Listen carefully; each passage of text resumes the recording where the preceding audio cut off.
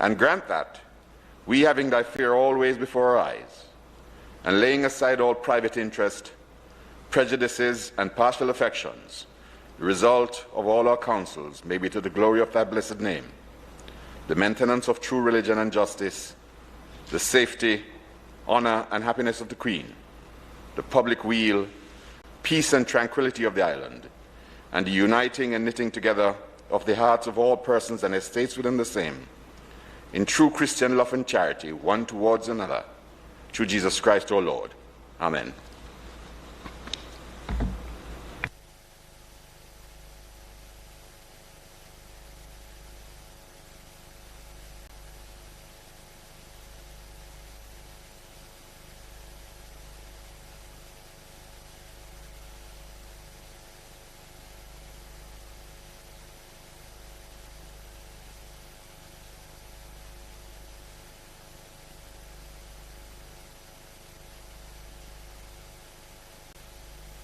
This meeting of the Honorable Senate of Jamaica for Friday, January the 21st, 2022 is called to order.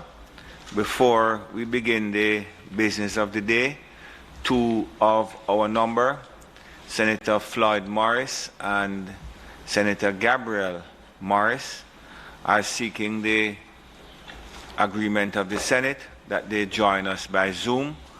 Both have presented to me the reasons for their application to participate verbally in the meeting, and I have approved, subject to the members of the Senate. Those in favor? Against? Thank you. Welcome, Senators Morris. And we proceed with statements by ministers. Announcements.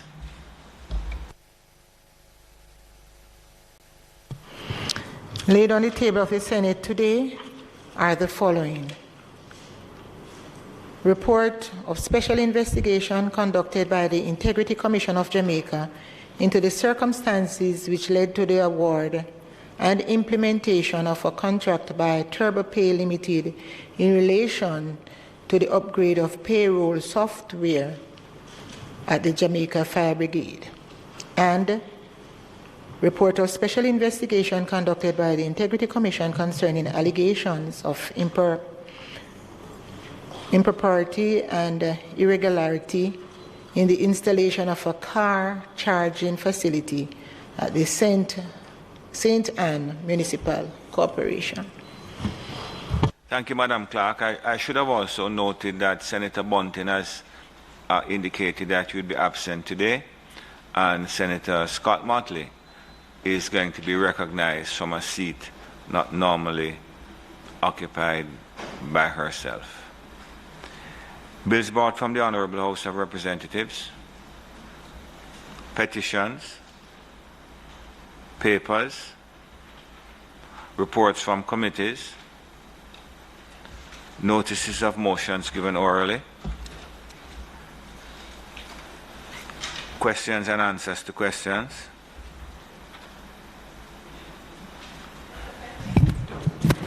Mr. President, may I be permitted to speak from a seat other than mine? Yes, certainly. Thank you. Mr. President, I beg to give notice that at the expiration of 21 days, I will ask the Minister of Foreign Affairs and Foreign Trade and Leader of Government Business in the Senate the following questions in my name. Thank you. Thank you very much. Motions that may be made at the commencement of public business requiring notice. Motions relating to the sitting of the Senate. Motions for leave to introduce bills. The presentation of bills without the leave of the Senate first obtained. Public Business Minister. Thank you, Mr. President. Mr. President, also, as this is my first sitting of the Senate for the new year, if you would allow me to just start by wishing colleague senators on both sides, the parliamentary staff, Madam Clerk, your team, our Hansard team, our orderlies, our security staff, the cafeteria and ancillary staff, our administrative support, everyone indeed who keeps the wheels of this Parliament turning and this honourable chamber operating to serve the people of Jamaica. To wish everyone and their families all the very best for this new year, a healthy, happy and prosperous one. Indeed, as the Methodist hymn says, new every morning is thy love, or wakening and uprising prove.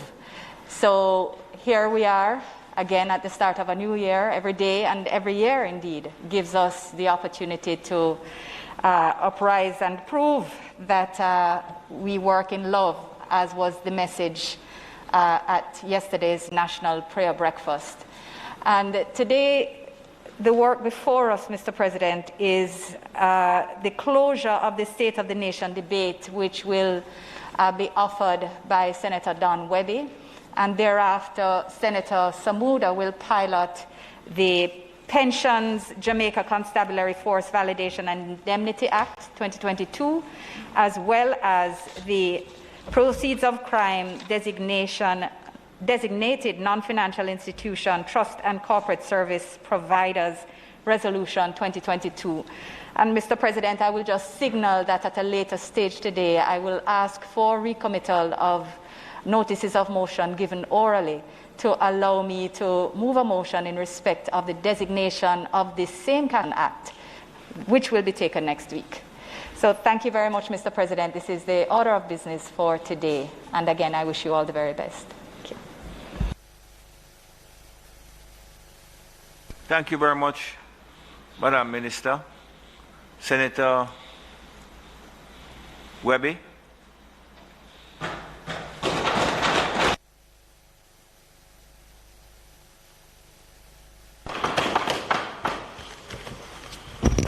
Thank you very much, Mr. President.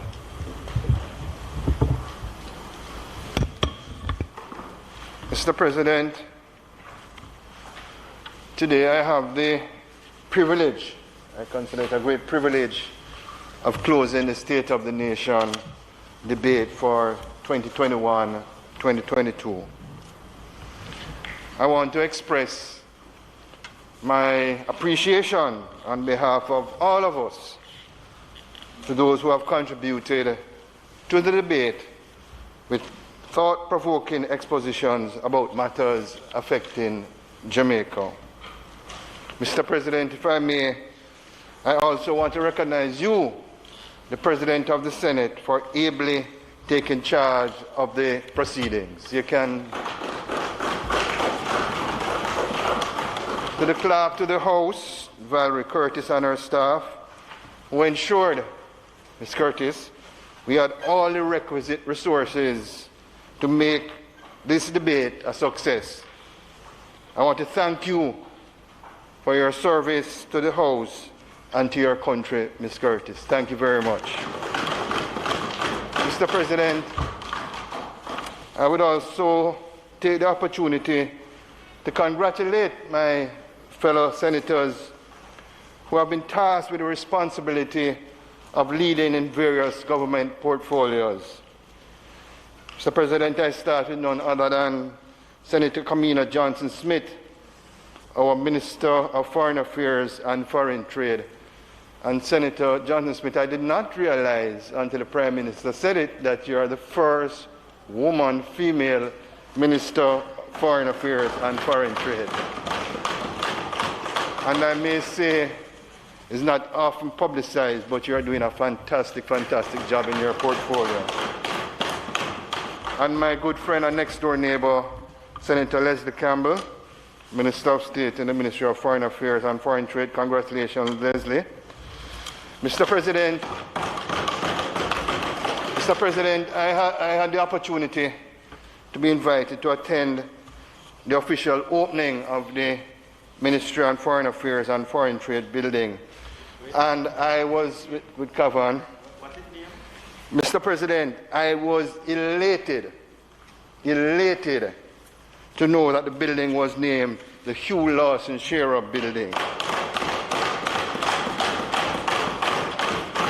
Mr. President, I was sharing with my dear friend Cavan Gale that many, many years ago, I had the opportunity to fly with Mr. Shearer. By coincidence, I sat beside him on a Caribbean Airlines going to New York. And I can recall this is the first time, that was the first time in my life that I was sorry that the plane actually landed.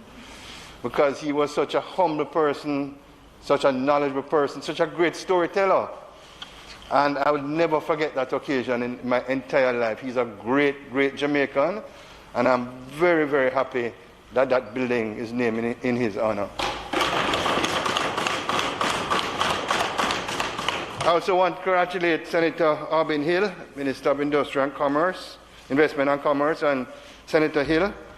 I may say the feedback from the private sector is extremely, extremely positive. You are known as a man that believes in execution, and a lot is expected of you, Senator Hill. Very confident in that appointment.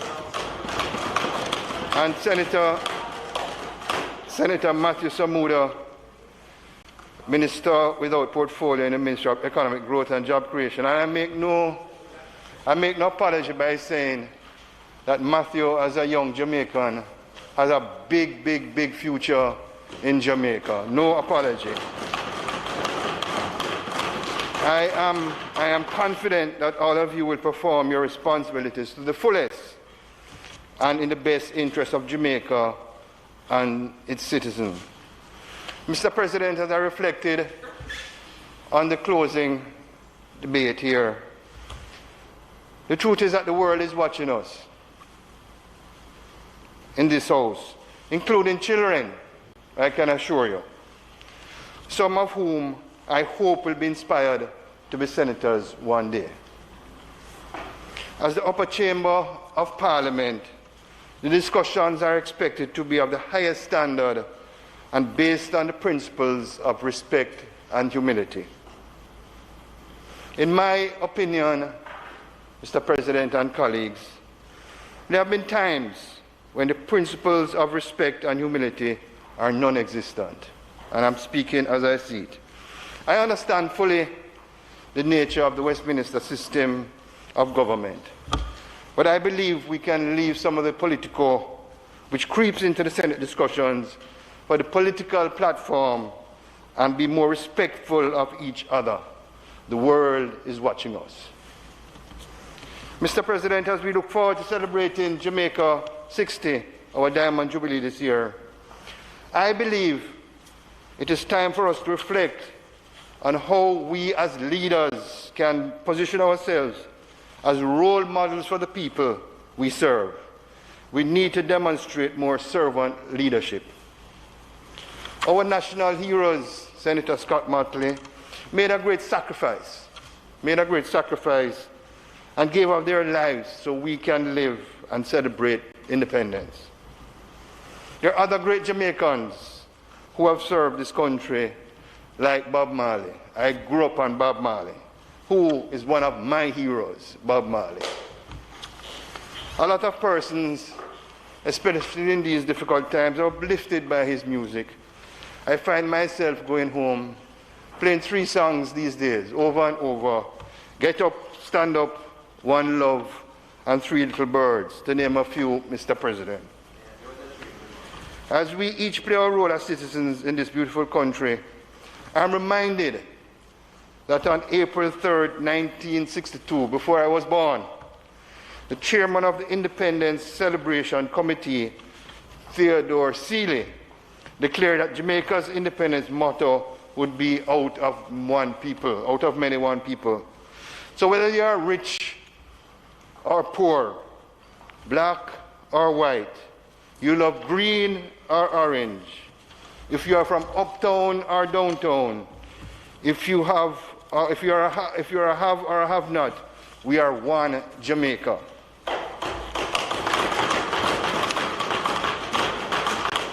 I keep repeating this, Senator Fraser-Binns, in my speeches because it really resonates with me at the time, because I was in government. When the Governor General in his throne speech in 2009 called for greater cooperation and unity among us as the nation's leaders. The government and the opposition, we must set the example as the Governor General charged us to be consistently engaged in a new dialogue respectful of their differences, but deeply mindful that the Jamaica that unites us is infinitely greater than the political parties that divide us. That has stayed with me over and over. And the truth is that COVID-19 has reminded us that pain and suffering does not care about the color of your skin or your social status. We are in this together, and together we can recover from this crisis. Mr. President, a lot has happened since the opening of the debate on June 25, 2021, and we are now in a new year. And we look forward to with hope, despite the challenges we'll face in 2022. So today, I want to close the debate by reflecting on the performance, our performance as a nation, our strengths and weaknesses, and do so in the context of Vision 2030 to make Jamaica the place of choice to live, work, raise family, and do business under the theme, out of many one people, we care for all Jamaicans. Mr. President, during 2021, the government passed over 30 legislation to support the proper functioning of the country in the areas of governance, economic and social welfare, public service, and national security. Some of the legislation passed include the Sexual Harassment Protection and Prevention Act, the Criminal Justice Suppression and Criminal Organizations Amendment Act, the National Identification and Registration Act, the International Corporate and Trust Services Providers, the Trademark Act, and the Disabilities Regulation.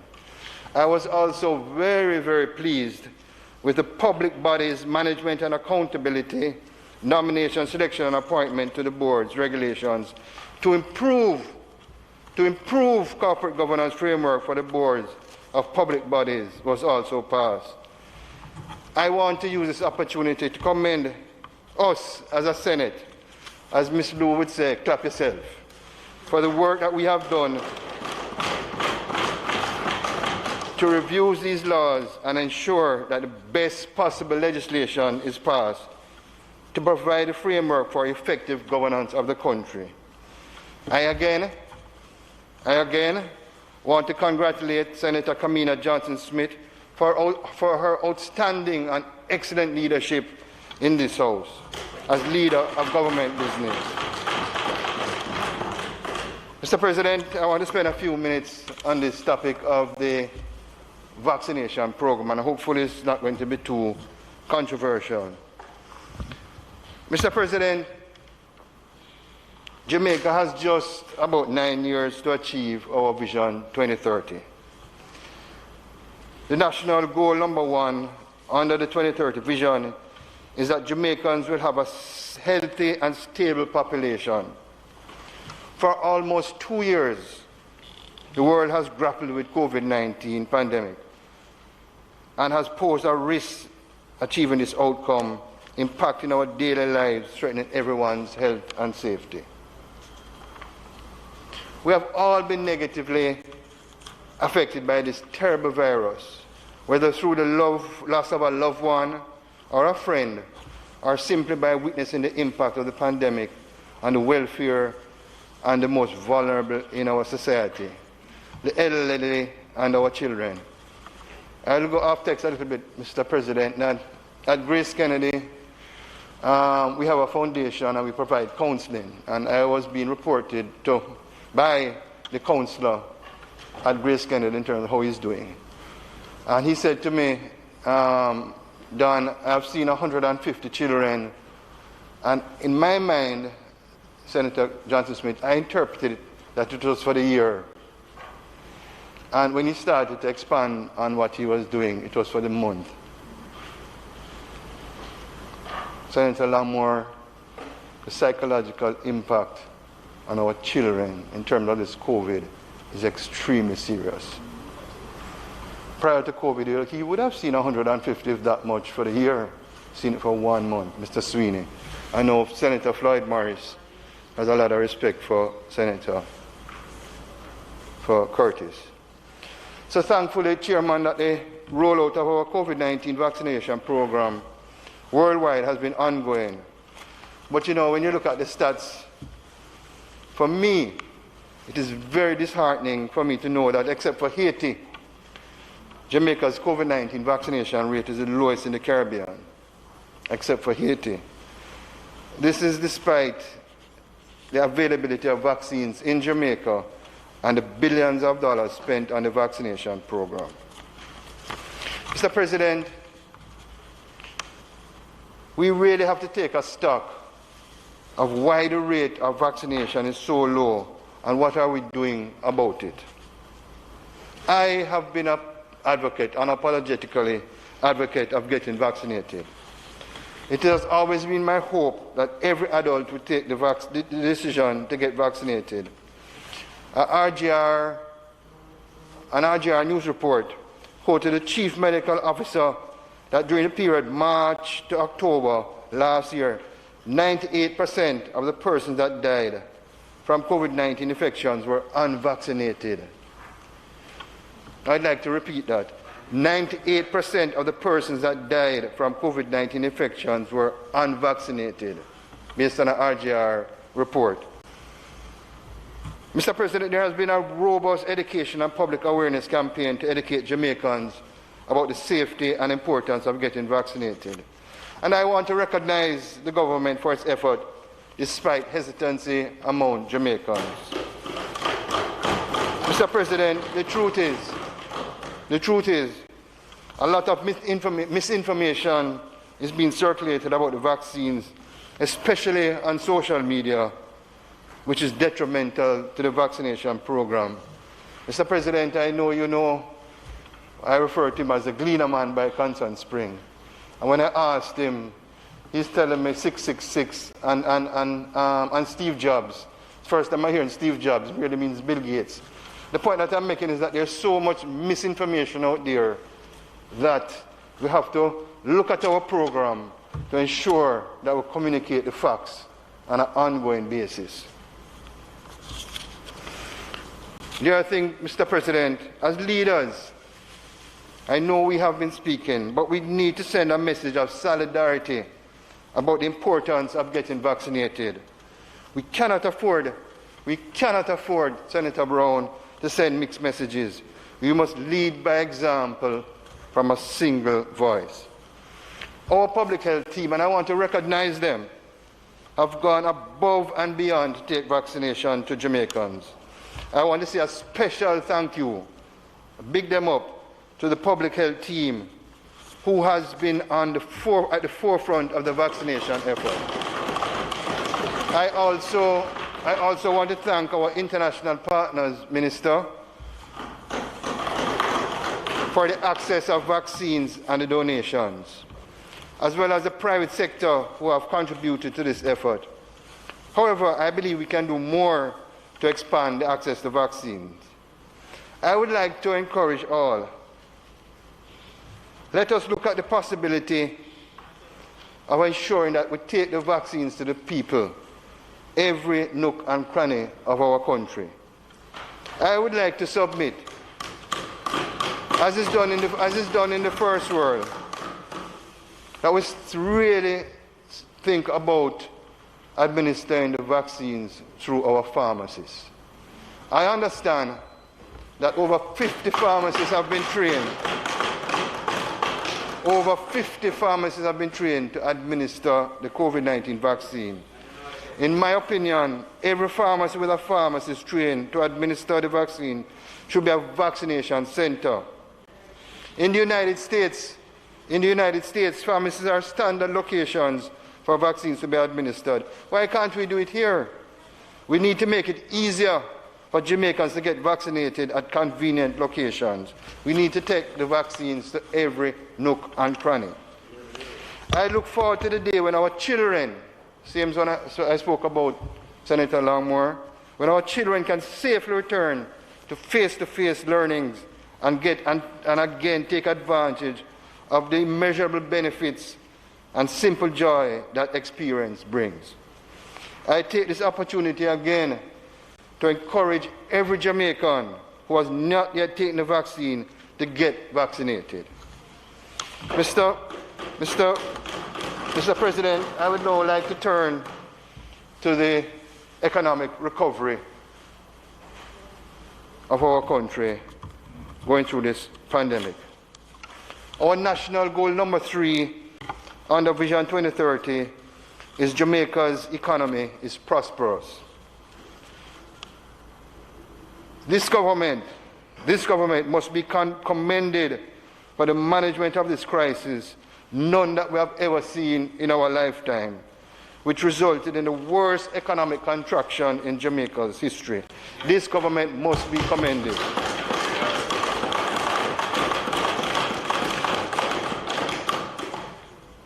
I don't think this pandemic and its economic effects is any way comparable to the commodity price shocks in the 1970s and 80s or the global financial recession in 2009.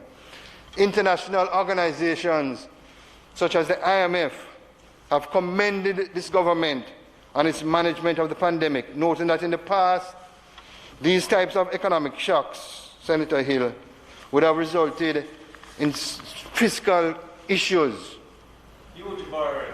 huge financial borrowing and a balance of payment crisis. But with good management of the economy, this did not happen under the COVID-19 pandemic. I'm not a teacher like Senator Crawford, but in my opinion, this government gets an A+ for the management of the economy through this crisis. I'll just highlight, Mr. President, a few of the economic achievements in 2021 which were underpinned by the government's prudent fiscal management. Let us look at the growth of the economy. The economy grew by 12.9% in the second quarter of 2021 and another 5.8% during the third quarter. The growth exceeds the pace of recovery of our Caribbean partners, our Caribbean peer countries. Mr. President, this is a clear testimony to the Jamaica's resilience as a country.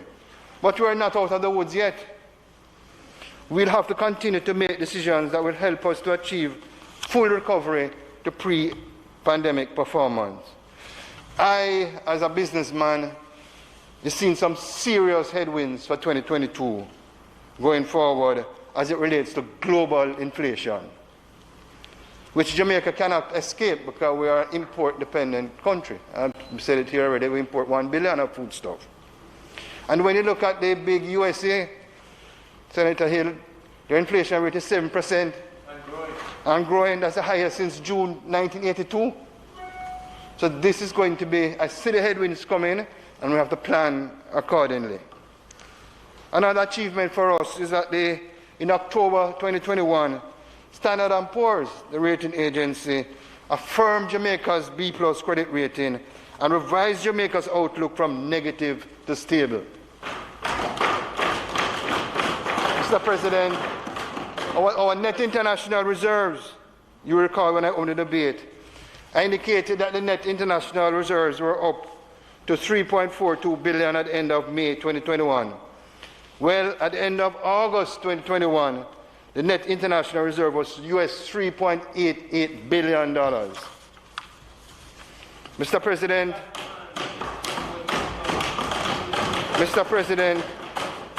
President, business and consumer confidence improved in the fourth quarter of 2021, the highest level for 2021, and increased over the same period in 2020. Business confidence and consumer confidence is going up. This is a positive sign as we continue to lay the foundation for economic recovery. Mr. President, MSME, the small business people, Mr. President, a $3 billion Serve Jamaican program was launched for micro, small, and medium-sized enterprises to reset their operations. As you know, MSMEs account for 90% of all firms, 60% of employment, and 40 to 60% of output of most economies. This government is supporting the small business sector. $3 billion in serve. This, Mr. President, is going to help the cook shop owner. It's going to help the hairdresser, the plumber, the barber, the furniture man around the road. Not the large companies, but those small companies that put food on the table for so many families while contributing to national development. Mr. President, we care, this government care for all Jamaicans. Mr. President, the Companies Office of Jamaica had another record 2021 with 17,039 businesses and 4,878 companies being registered. This, Mr. President, represented a 33% increase in business and companies registration over 2020. This is a fantastic in terms of these businesses formalizing to seize growth opportunities. The debt, which we have struggled with as a country since the 1970s, and FinSAC, the debt to GDP ratio is projected to fall to 97% in the upcoming fiscal year. This is based on the projections for economic growth for 2021. To place this in context, the debt to GDP ratio at the end of 2016 to 2017 was 115%. So we have moved from 115% to 97% despite this terrible, terrible COVID-19 and contraction. If that is not good management of the economy, I don't know what is.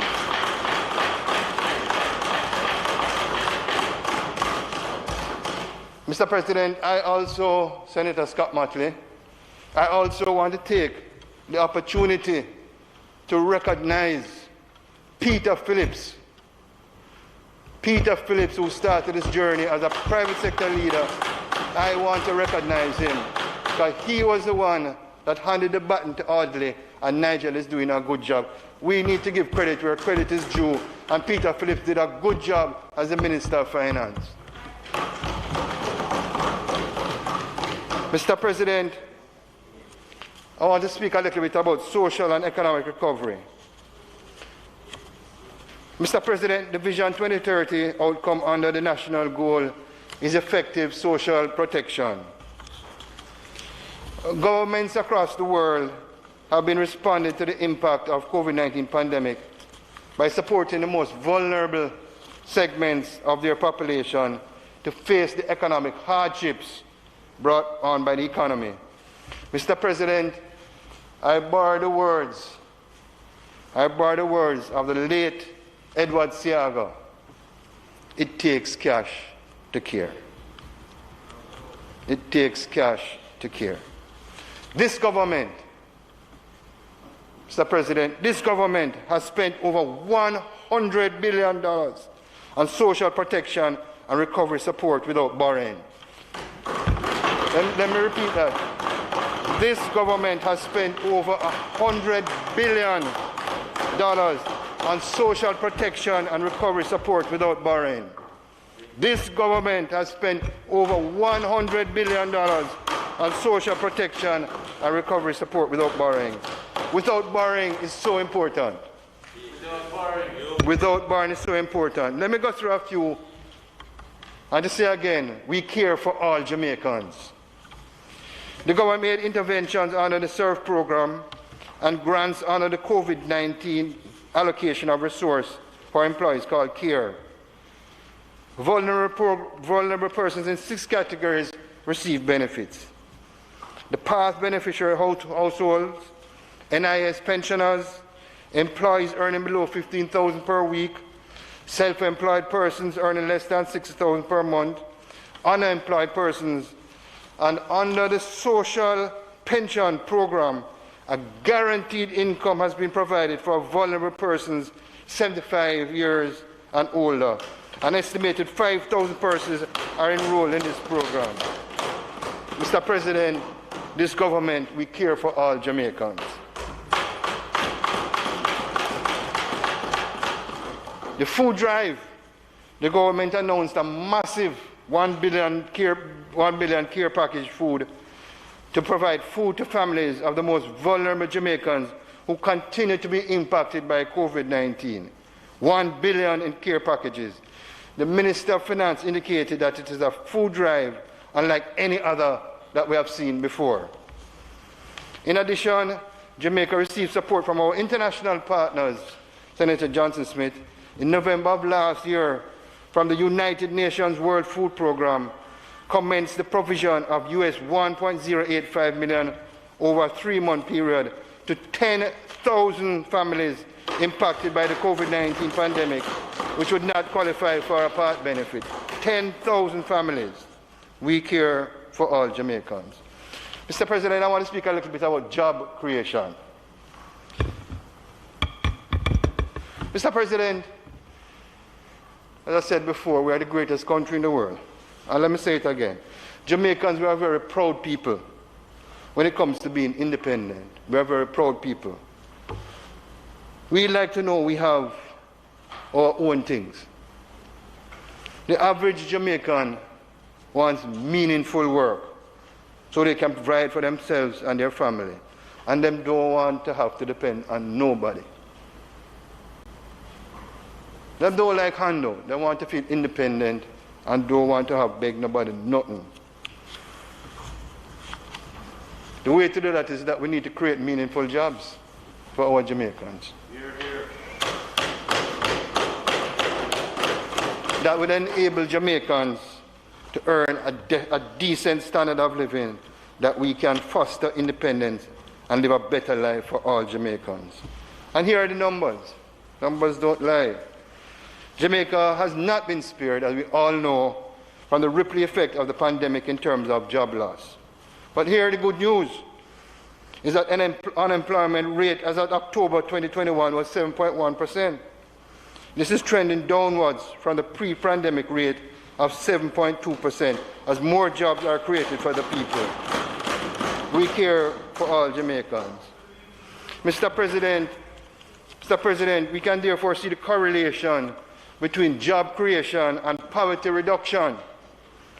In June last year, the poverty rate was 11%, the second lowest on record.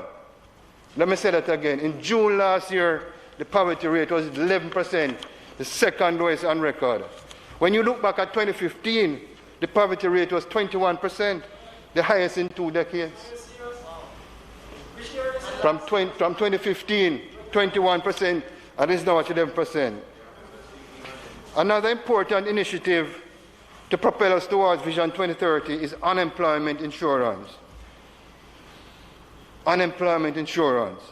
Unemployment insurance is a social protection mechanism that can buffer the effects of income loss and create a safety net for vulnerable Jamaicans. I am looking forward, and I'm going to be monitoring it personally, the completion of the unemployment insurance feasibility study under the direction of the Ministry of Finance. We need to get that study completed quickly. Mr. President, every Jamaican, we want to own our own home. As I said, we are proud people, we don't pay rent. Mr. President, you recall I said when I opened the debate that the government is on track. The government is on track to deliver 70,000 housing solutions in 5 years under its public-private sector cooperation initiative. It is every Jamaican's dream to own their own home. A housing revolution is in the making to deliver housing solutions across the island at a reasonable cost. Several developments are in various stages of completion, while some units have been handed over. Some of these units being constructed will be reserved for the country's young professionals, including nurses, teachers, police officers, soldiers, lawyers, and doctors. We care for all Jamaicans. Mr. President, low-income housing is also being provided through the new social housing program. The units range from 1 to 3 bedrooms. Over 380 will be available over the next year. There are several methods by which recipients can be selected through an application by a member of Parliament who identifies a need in their constituency.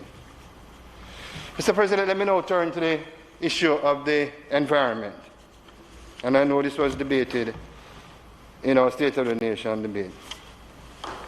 Mr. President, National Goal 4 under 2030 vision is Jamaica has a healthy, natural healthy environment. This goal aligns with the Sustainable Development Goals. The government is committed to protecting the environment and ensuring environmental sustainability. And Minister Samuda, the feedback, especially from the younger generation of your appointment, has been overwhelmingly positive. And I know you're an action man because I heard you in several meetings about the beach cleanup. In 2017, a boundary was declared for the proposed cockpit country boundaries. There, in my opinion, has been some miscommunication on whether there will be mining in the cockpit country, in my opinion. My understanding, Senator Allen, is that no mining or any related activity that could harm the environment in the country, in the cockpit areas proposed for protection. That is my understanding.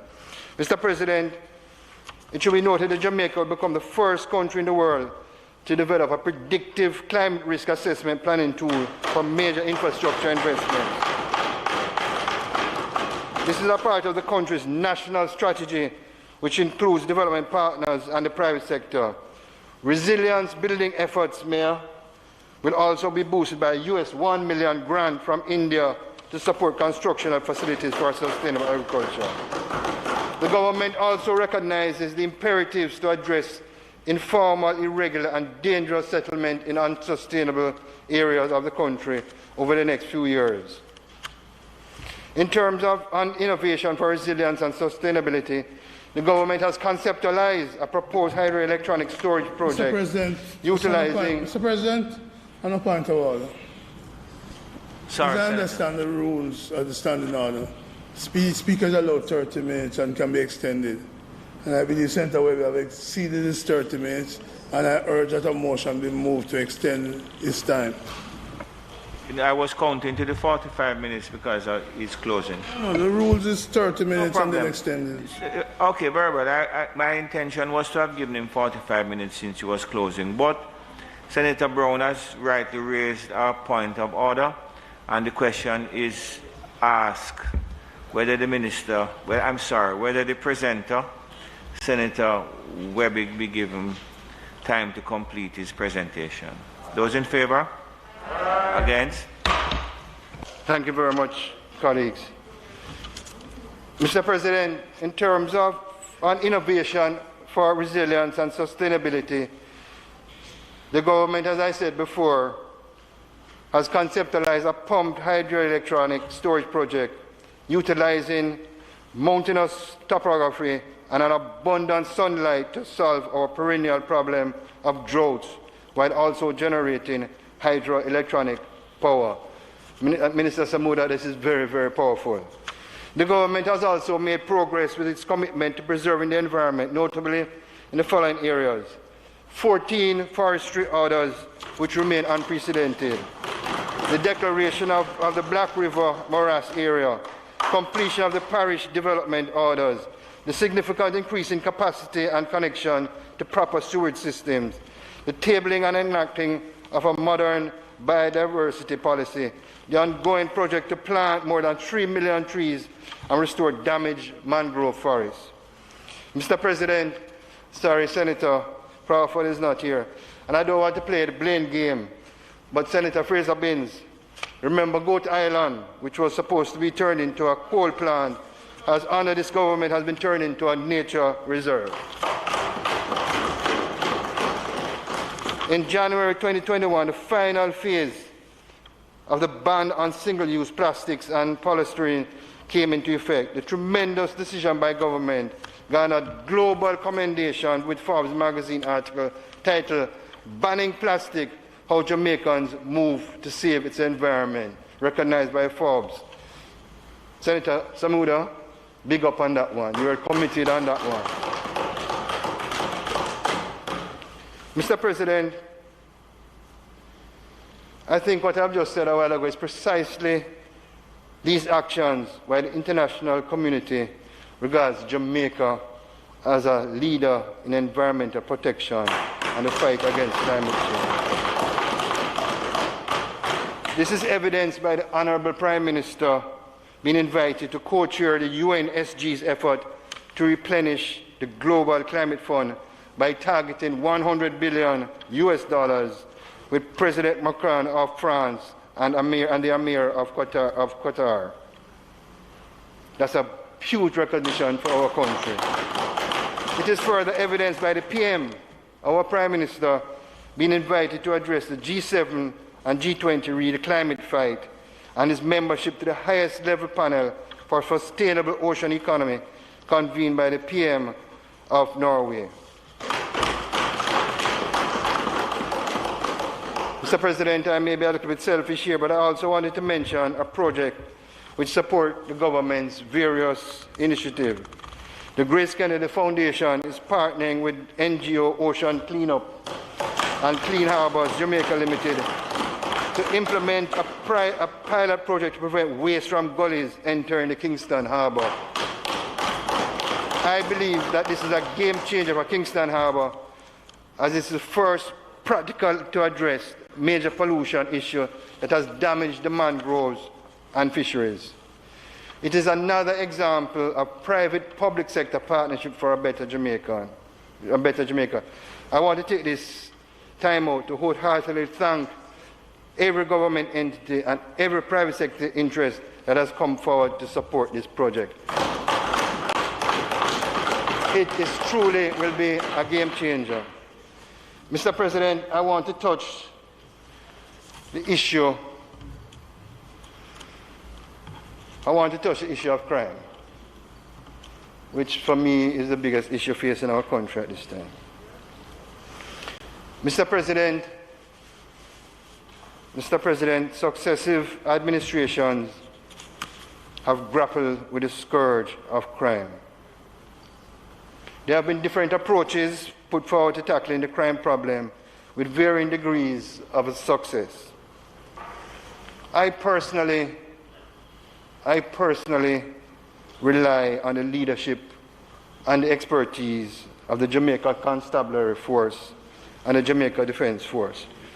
Senator Hill, if there is a finance problem, you go to somebody that understands finance. If there is a security problem, you go to somebody that understands security. That's their expertise, that's their training, that's their experience. So let me say it again. I personally rely on the leadership and expertise of the Jamaica Constabulary Force and the Jamaica Defense Force. I have a lot of confidence in the Commissioner of Police, Major General Anderson. I have a lot of confidence and newly appointed Chief of Staff Defense Rear Admiral Antoinette Weems Gorman. I want to take this opportunity to extend my personal congratulations to Rear Admiral Antoinette Weems Gorman on her appointment to lead the JDF. And thank General Rocky Mead for his years of leadership and service to his country. Mr. President,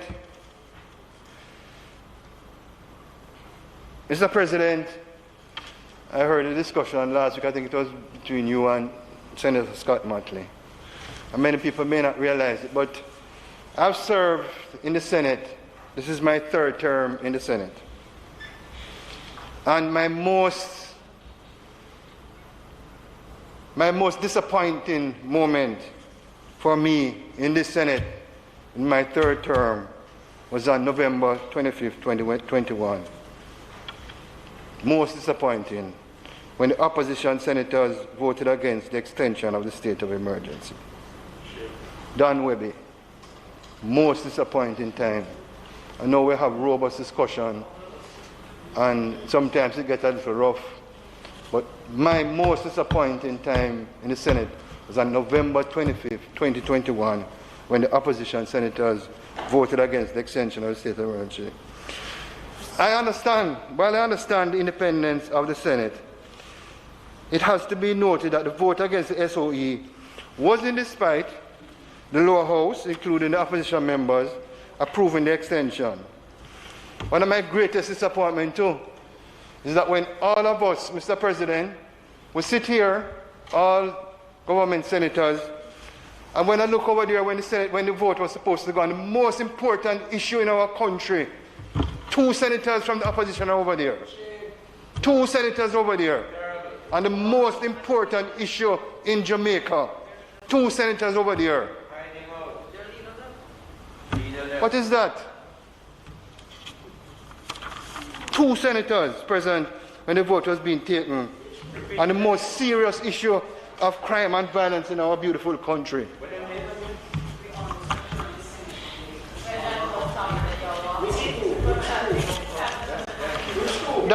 Listen, we are discussing and debating the most important issue in our country of crime. And when the vote comes, 2 of you over there. Shame, shame, shame, shame,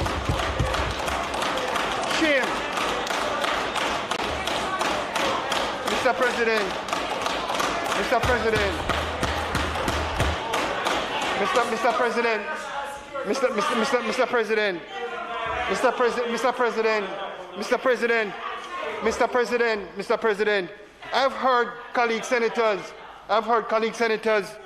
indicate that persons have died within the boundaries of the SOE. I would submit that the question that we should be asking is how many more people would have died if we didn't have the SOE.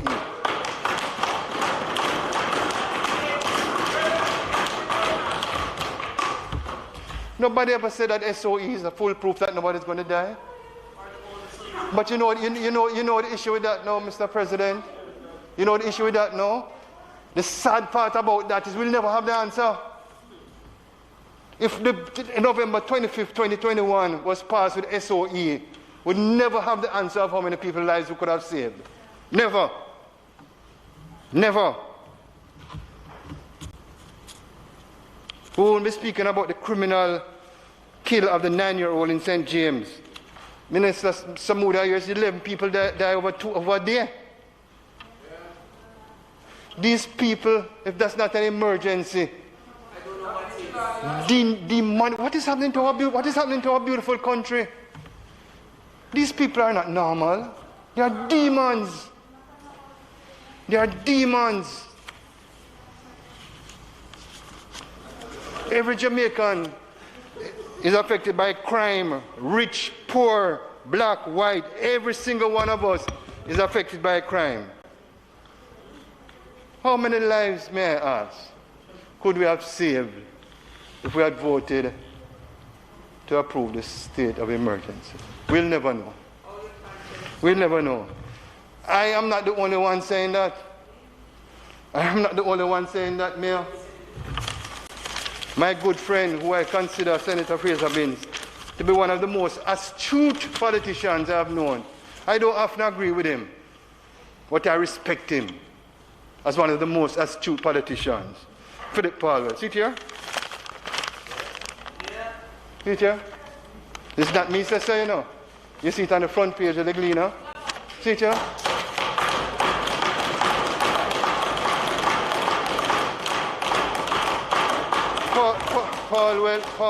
Palwell warns PMP will pay for the SOE vote. It's not me, sister.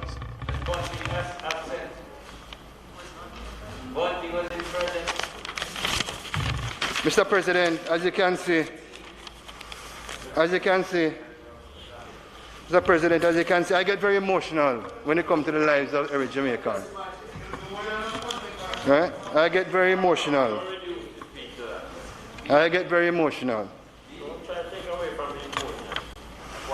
Mr. President, I've always been a supporter of the SOE and will continue to support it as a crime-fighting strategy, both in my capacity as a senator and as a private sector leader. My colleagues in the private sector organization of Jamaica supports the reintroduction of SOEs with the implementation of a 90-day stipulation for detention.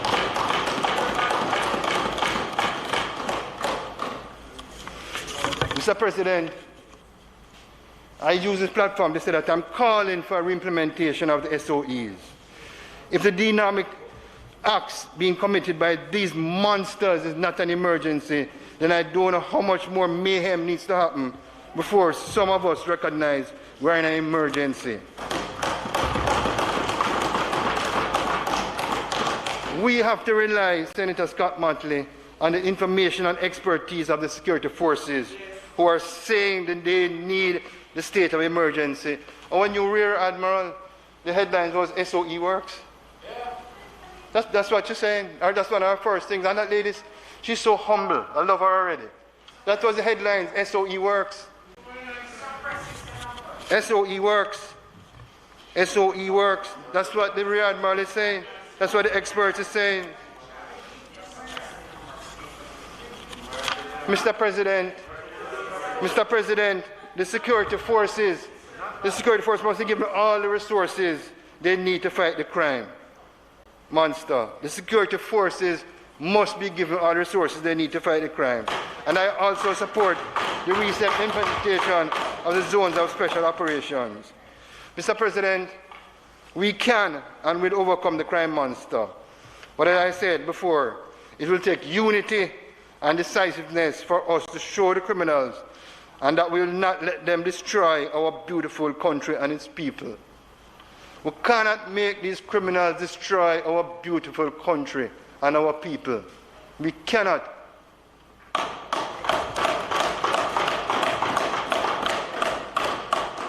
Mr. President, as I said, SOE is one part of our strategy. I believe that we need to really speed up the legislative process.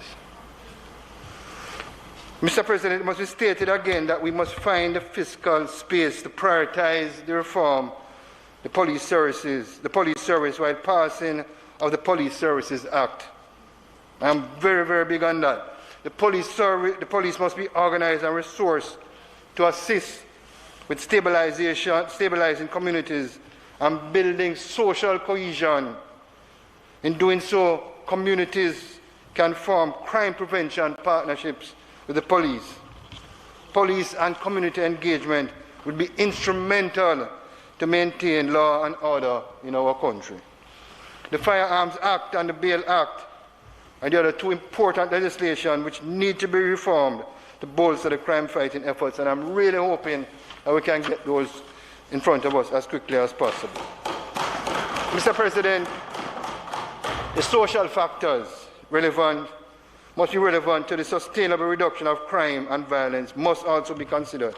It requires a whole of government, all of society approach. We must facilitate a process of behavior change among our people in order to reduce the culture of violence that underpins much of the criminal activities in our country. Too many young people in our most vulnerable communities are frustrated with school, are illiterate or semi-illiterate, and end up becoming unemployable. These are the young people who are recruited to gangs and also account for 50% of persons murdered in Jamaica. Good parenting and family structure can greatly improve the behavioral outcomes of children, especially the ones who are most vulnerable. Our parents need to support and do what is right for their children. Mr. President, I want to again offer my support for social investment, with the social intervention being an outcome of the social investment. These programs, if deployed effectively, can improve the social situation of our vulnerable children and mitigate the risk factors associated with criminal activity and violence. The all-of-government approach under the Plan Secure will have clearly defined and measurable outcomes based on empirical data to bring meaningful transformation to vulnerable communities where young men are left behind. This will all be captured within a monitoring, evaluation, and learning framework. If the social transformation is implemented according to this plan of action, then I believe it will create meaningful, sustained, and impactful social change to tackle the root cause of crime. The children are our future. The future we create will depend on how well we support our children to becoming the best young men and women they can be in order to secure the future today. We need strong families and well-equipped parents. We need positive role models who can provide mentorship and opportunities for developing skills through sports and apprenticeship programs. I express my full support for a joint government approach in social investment for transformation.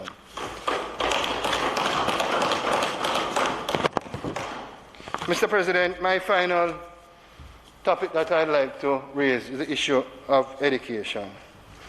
As I said before in this honorable House, my mother was a teacher for over 50 years. I remember when I left St. George's College at an early age, 16, I got a job with an accounting firm. All I had was A-levels at the time, they call it. My mother had 2 degrees in education. And as a 16-year-old working in an accounting firm, I was getting more than my mother. When she got her pension, it could even be the supermarket for 1 week. So when I speak about education, as I've been doing in my job at Grace Kennedy, I speak with a lot of passion. I understand it. I feel it. Mr. President, education is important to alleviating crime and poverty and is a tool for economic independence. Having a well-educated and technically trained workforce in this world that is experiencing a digital revolution is the single most important requirement to secure the future of generations to come. Give a man a fish and you feed him for a day. Teach a man to fish and you feed him for life. Mr. President, I understand very well the importance of education. As I said before, my mother instilled that for me from an early age. Jamaica has some of the best teachers you'll find anywhere in the world, Mayor. And they stand ready and committed to be the agents of social change. They will do well at home and abroad. Look at Miss Keisha Thorpe, a Jamaican-born educator, won the Global Teachers Prize in 2021. World class, Keisha Thorpe, a Jamaican-born educator, won the Global Teacher Prize in 2021. I want to use this opportunity to salute every teacher and thank them for their hard work, even in the face of challenges brought on by the pandemic. They have been our heroes, going above and beyond for their students. My heart, as I said before, also goes out to the children who have been affected by this pandemic. As I said earlier, I'm really, really hopeful that we will return to full face-to-face classes soon. In the interim, government has been undertaking various initiatives to bridge the educational divide brought on by the pandemic. The tablets in the schools is a direct response to the needs of students to have resources to facilitate online learning during the pandemic. By the end of the fiscal year, 125 students will receive a tablet. I think that should be recognized a good round of applause for our government. 125 students. In addition, 25,000 teachers across the island have been trained to utilize the technology in order to facilitate online learning. Mr. President, we really have to prioritize education in our country. Senator Fraser Binns, at Grace Kennedy, we are currently sending 1,000 students to school from the inner city. They would not have had the opportunity to get a good education. And let me tell you, colleagues, I personally go through the grades of all of these children, line by line by line by line. And when you see the children from Southside and De La Vega getting 9 A's in all the sciences, and I'm not talking 1 and 2, you know. And I said to myself, all these children want is the opportunity of learning. And and I've been at Grace Kennedy, Senator Scott Mattley, to see some of these students that years I would go through their thing. I'm proud when they invite me to their graduation ceremony at UA, graduating as doctors or accountants. For me, that's what it's about. And I want to use this opportunity to say the government don't have all the resources for education. We just don't. And I want to ask I'm in a privileged position and I'm honored to be standing here as a senator, that I can say to my private sector colleagues, more of us should come on board in terms of investment in education. When you're reporting to your shareholders or your board, please don't call it an expense or it's too expensive. You need to call it an investment in the future of Jamaica. So, Mr. President, in closing, yes, we face challenges in our country, but we will overcome. Regardless of political affiliation, color, social status, I believe that every well-thinking Jamaica wants a safer, productive Jamaica we can all be proud of. So in the words of Sir Alexander Bustamante, and I quote, "Let us resolve to work together. Let us resolve to work together under the law to build a Jamaica which will last and of which we and the generations to follow may be proud. Out of many one people, we care for all Jamaicans." I thank you, Mr. President.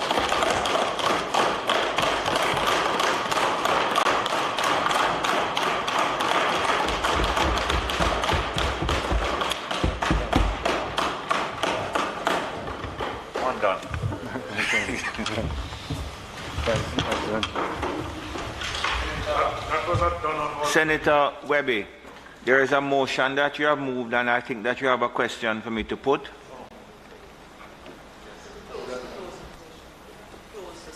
Okay. President, I ask that we now close the State of the Nation debate. But the motion is to close the State Senator, of the Nation debate. The question is, the motion initially moved by Senator Webby, calling for the gratitude of the Senate to be extended to the Governor General, be approved. Those in favor? Aye. Against? Minister Samuda.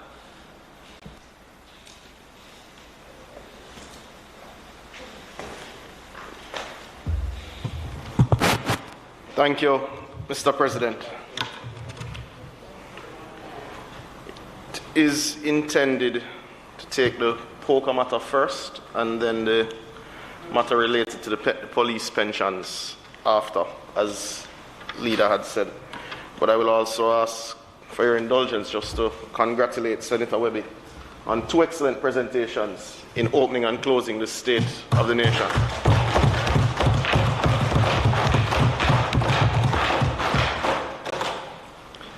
The first matter, Mr. President, is the proceeds of crime designated non-financial institution, Trust and Corporate Services Providers Order 2022. I'm indeed pleased, Mr. President, to present to the Senate an order for the designation of trust and corporate service providers as designated non-financial institutions in exercise of the power conferred on the Minister pursuant to paragraph 1(2) of the 4th schedule of the Proceeds of Crime Act. This order was tabled and passed in the Lower House on January 11th, 2022, and is now being brought before you in the Senate for your consideration.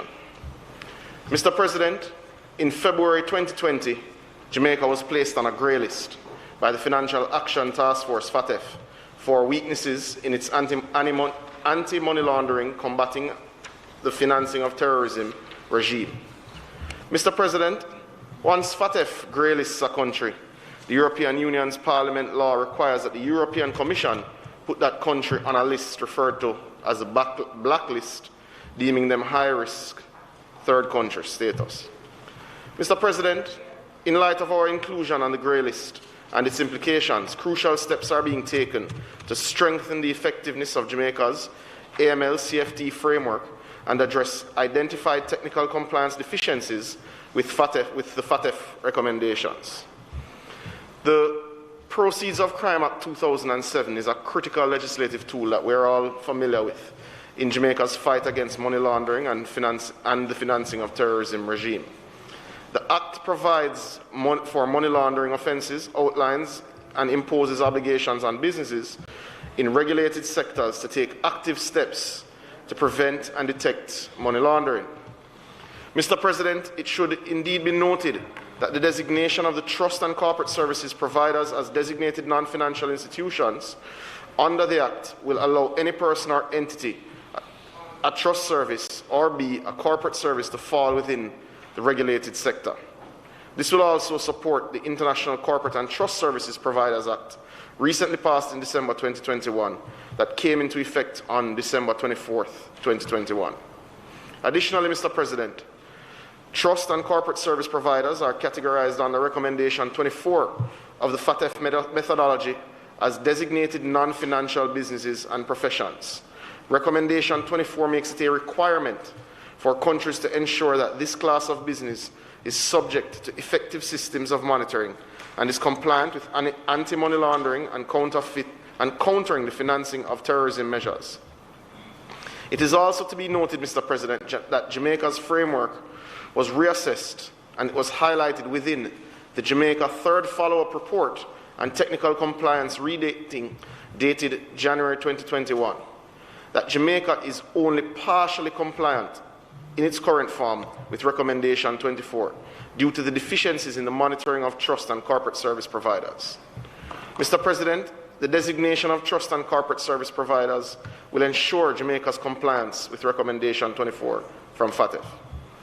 Additionally, Mr. President, the result of this designation will also enable the FSC to be given requisite authority to ensure that trust and corporate service providers operate in compliance with the Proceeds of Crime Act and its regulations. Mr. President, I now commend this order to the members of the Senate for their consideration, and I invite you to participate or to comment on the order. Thank you.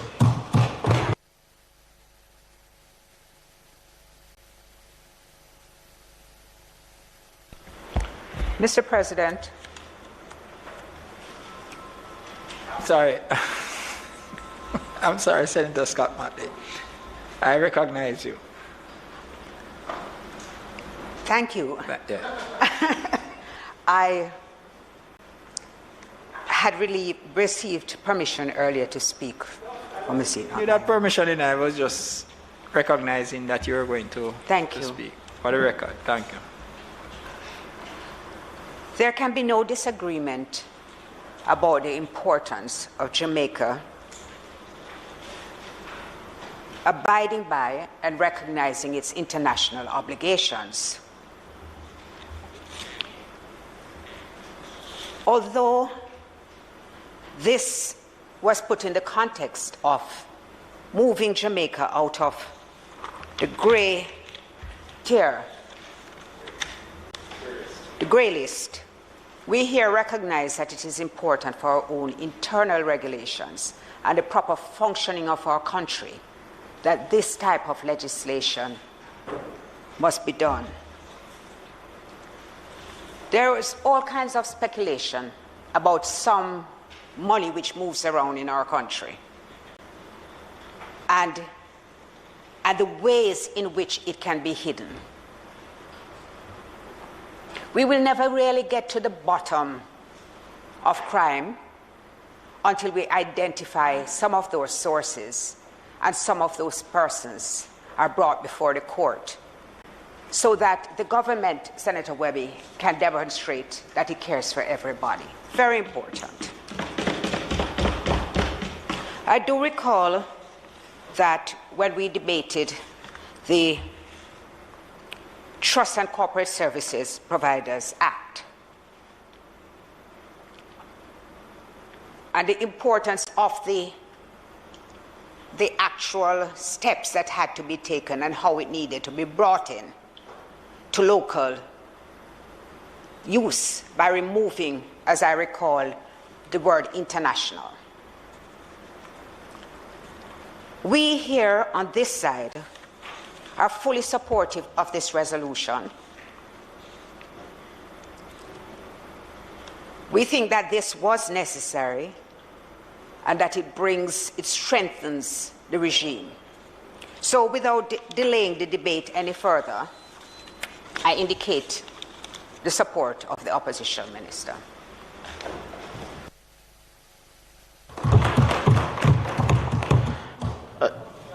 Senator, Minister De Sola. Senator Campbell Rodriguez. Yes, Mr. President.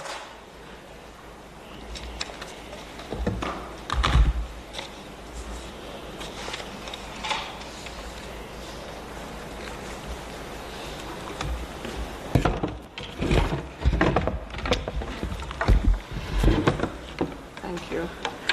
Mr. President, there is no doubt in the mind of any well-thinking Jamaican that we have a problem. A lot is being done, such as ensuring that legislation is in place to tackle some aspects of what is happening.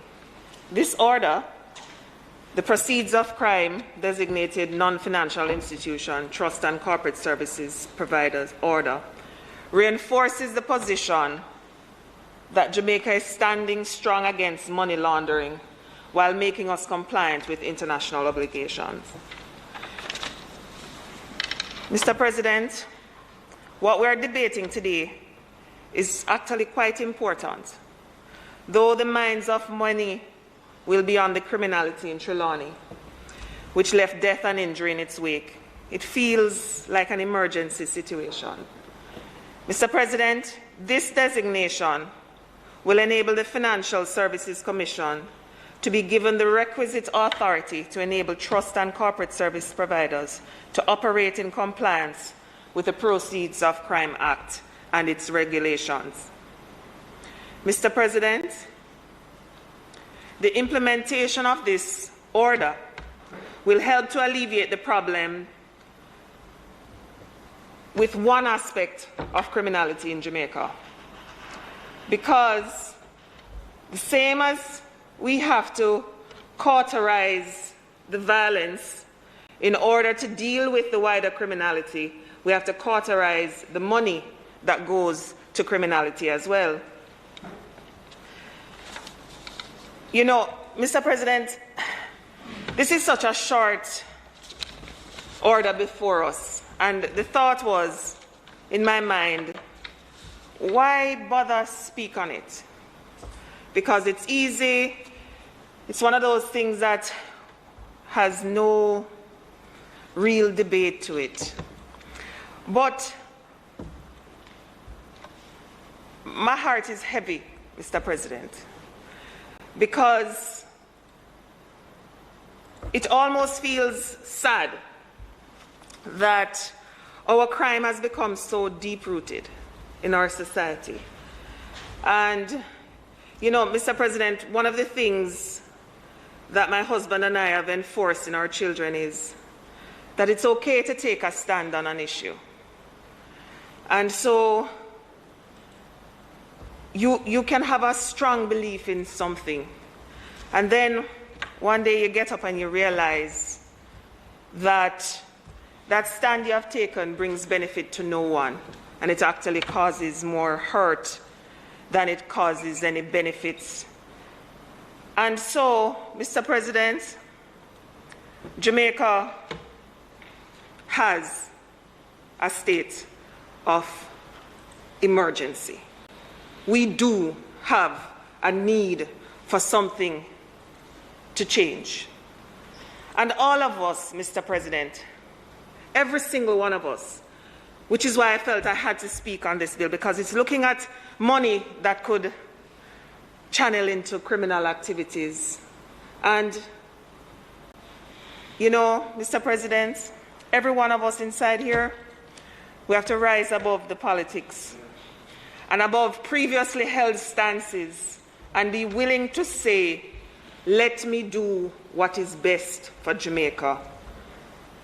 The criminality leaves many feeling endangered and depriving many communities of that freedom to exist, Mr. President. We have an outbreak of calamity. Mr. President, today we take a significant step in Jamaica's anti-money laundering efforts, and without doubt, I wholeheartedly support this order.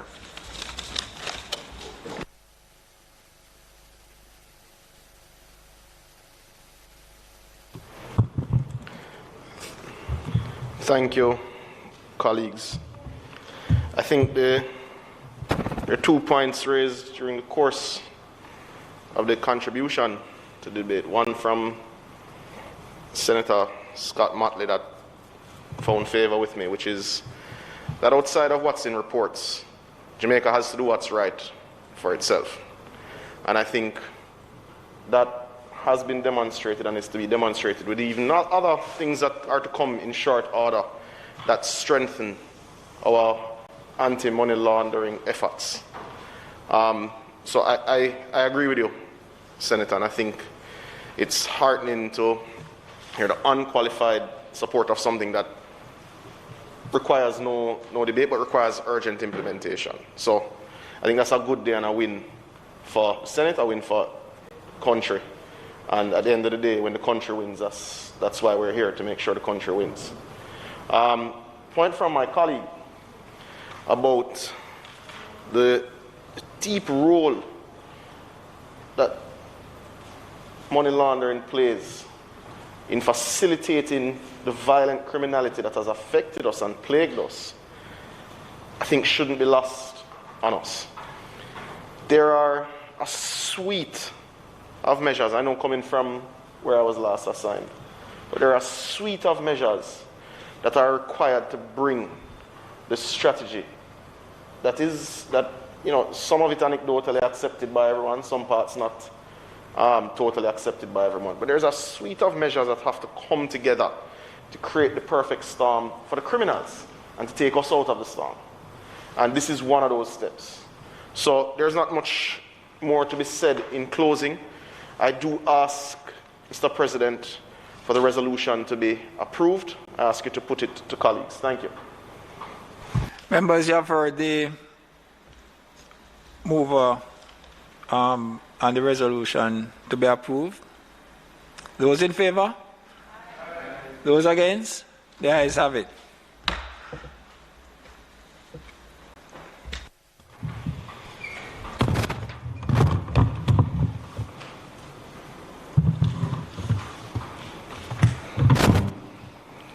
Mr. President, it is now intended to introduce and commence the debate on the Pensions Jamaica Constabulary Force Validation and Indemnity Act 2021.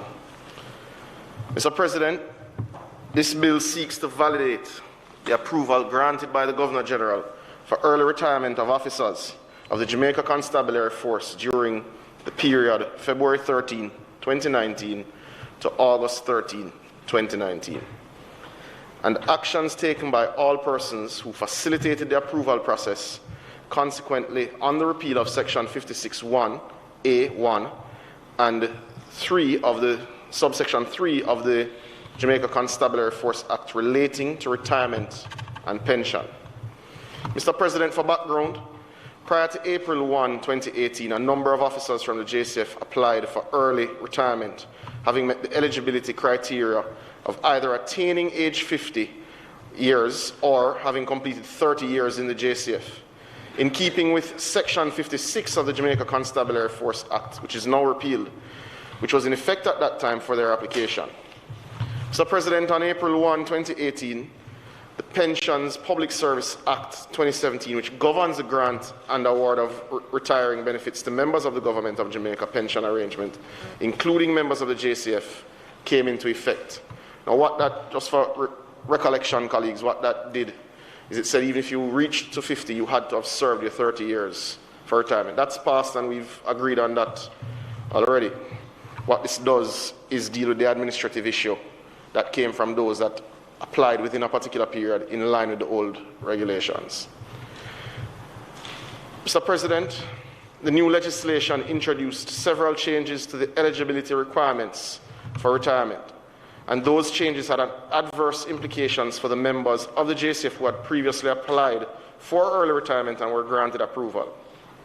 Mr. President, in that Section 23(1)(c) of the new legislation, the Pensions Public Services Act now require that officers, as I had said, may be granted early retirement subject to the approval of the Governor General on or after attaining the age of 50 years after completing no less than 30 years of service. Those amended provisions, Mr. President, now made some of the previously eligible applicants at the time of application now ineligible for early retirement. Mr. President, in order to give effect to the approvals granted by the Governor General, the matter was referred to the Legislation Committee for the drafting of legislation to be considered, which would in effect validate that approval and give lawful effect to the approval for the officers to retire during the period February 13th, 2019 and August 13th, 2019, to indemnify all persons acting on behalf of the government from liability in relations thereto. That is the legislation that is being considered today. Senator Brown had asked me what number of persons this would have affected. My information is that it is 23 officers that would have retired during the period that would have fit into this category. Mr. President, I now invite members of the Senate to contribute to the debate, and I thank you. Thank you, Minister Samuda. Senator Lambert Brown. Thank you, President. I crave indulgence to also wish for the leader of government business a very happy and rewarding 2022. She was here last week when the wishes were sent across the floor, and I send good wishes to her this year. It's nice to see her in her seat this morning. The bill before us, President, is another validation bill. That is, something was done wrong or not in accordance with law, and we're correcting it. In my 3 terms in the Senate, we have done so many validation bills that I can't forget Senator Gill, that the first one we did was about good faith. He even tried to get the name Good Faith stick on me. So we're back here with another good faith bill. And I wonder if one day one of these validation bills, Senator B, will be about validating things happening in, say, the Ministry of Education, where funds were passed in good faith, some would say, but others would say in breach of regulations. And this good faith one is also in breach of the law. So I really hope we don't come to the day where every unlawful act begets a good faith validation by the Parliament. We're not opposing this validation bill, but we just caution that not every bad things, everything done outside our law, good or bad faith, most of the good faith ones should be validated. There is a principle being worked through the system called surcharge. And when people have a duty to perform, to check if what they are doing is consistent with the law, then we must hold them responsible if they fail to act. Because had that check been done, it would have been pointed out and would have corrected before the action was done, rather than now validating a retroactive wrong. So I raised that And I understand the men who want to leave the force after 30-odd years or after many years of service, reaching age 50, because it's a difficult work. So we're not going to oppose some benefits going to them.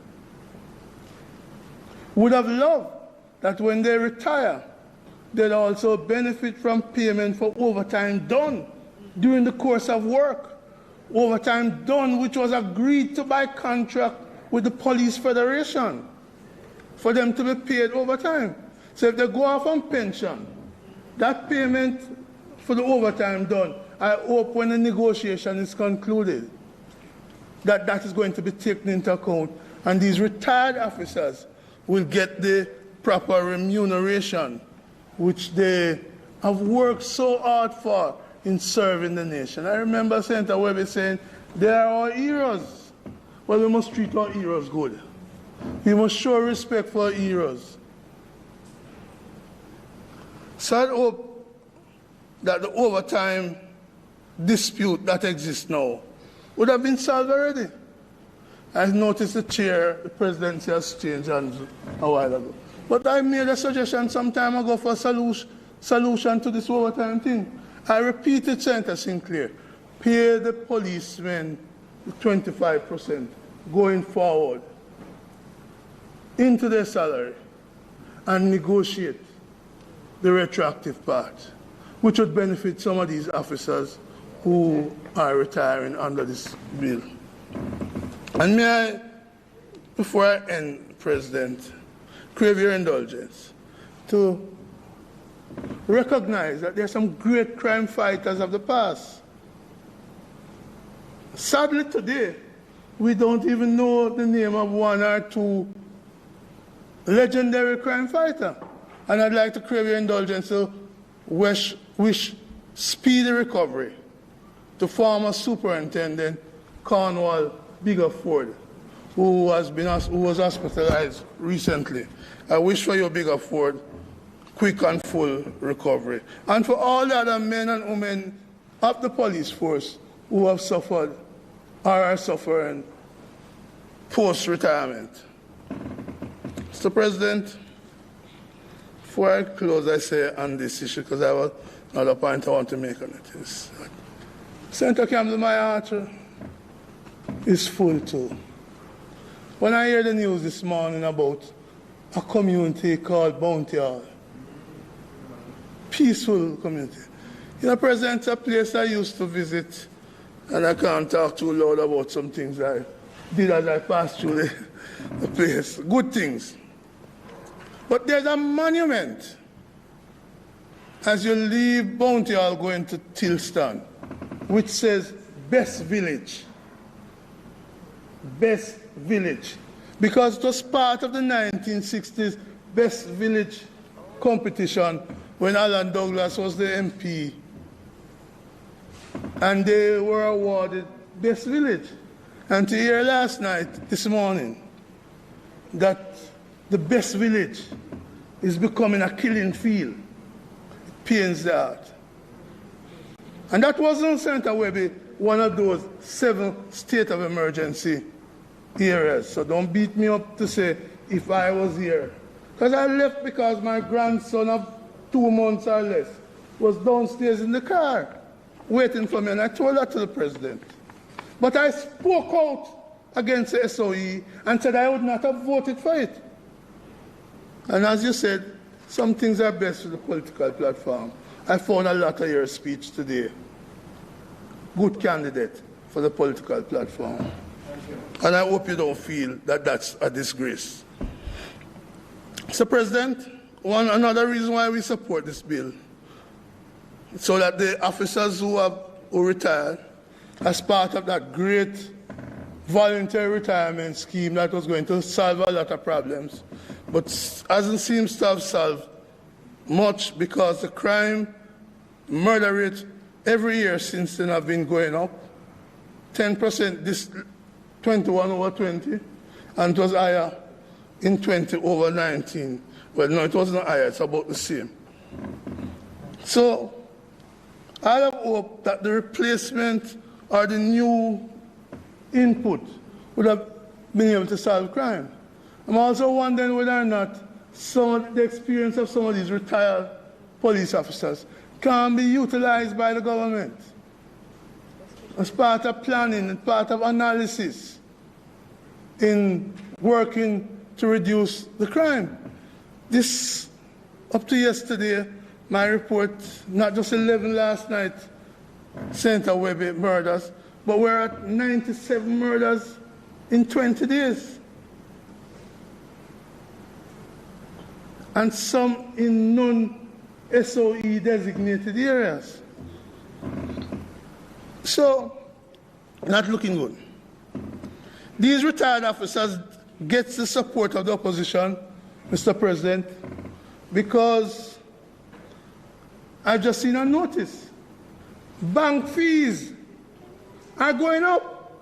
So if these retired officers go to an ATM, they don't have to pay $30 to take out their own money. Bank fees are going up under this government, if I may borrow Senator Webby's term. This government. Mr. President, cement price is going up. So if they want to build or repair their house, cement price going up on them under this government. And yesterday, one of the boiler company, Mr. President, gave every Jamaican a gift, because almost every Jamaican, except the vegetarians, eat chicken. Every restaurant you go, chicken is on the menu. But chicken going up 10%. And every Jamaican who eat chicken, Senator Webby, under this government. So, I just echoing you, you know. Yeah, but I echoing you. I just showing you how much where you went was so wrong. I was showing you how much where you went was so wrong. About leave some things to politics, but you came here and you cuss us. Senator Brown, just continue, but just stick to the script. That's what I did, yeah. But I have a good thing with my friend Senator Webby. Yeah. So chicken, cement, bank fees, every item, and as you said last year, Senator Webby. Could you ask Senator Webby to stop interrupting me? Uncharacteristically, Senator Brown is asking for the protection of the chair. Again, Senator Webby. Again, Senator Webby, which he will have. Senator Brown. Yeah, thank you. So prices, that is true, but I have to give the President his due. So prices are going up. Things are getting harder on these retired men and women of the Jamaica Constabulary Force. They need our support. And I'd hate to see the government going to take back the little pension from them. So we support you. Let them keep the pension. Let us validate it. But let us go beyond that. Let us really protect them, not with words, but in deeds, by lowering prices, reducing the gas tax, and issues like those which would make their life more meaningful. That, not just the validation, is what is required. May it please you, Mr. President, that if the government settle with the existing police forces, may the overtime payment be retroactive to these officers. We support the bill. Thank you very much. Minister Samuda. Mr. President,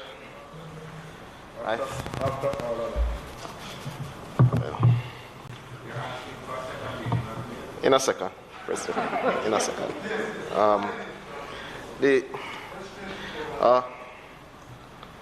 A former senator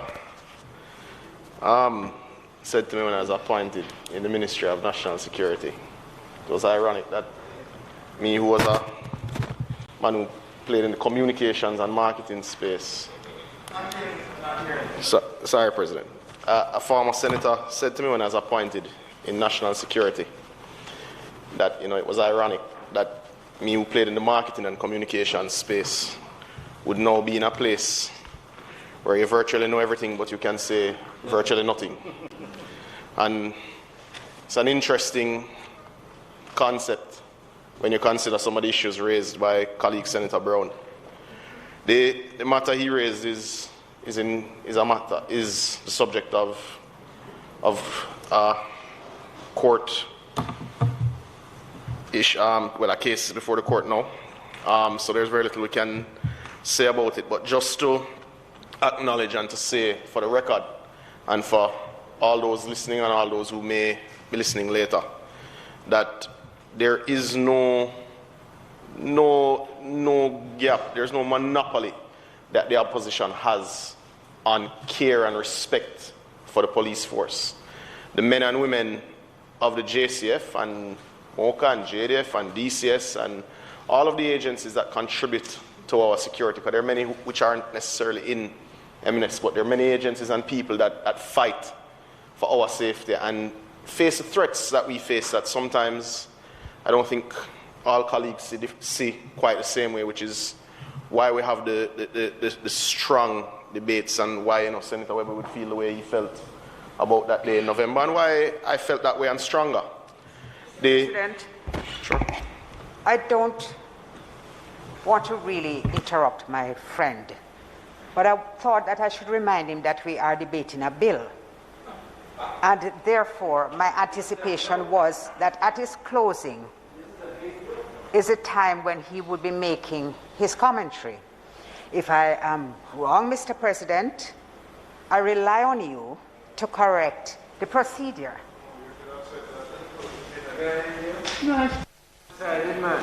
Mr. President, should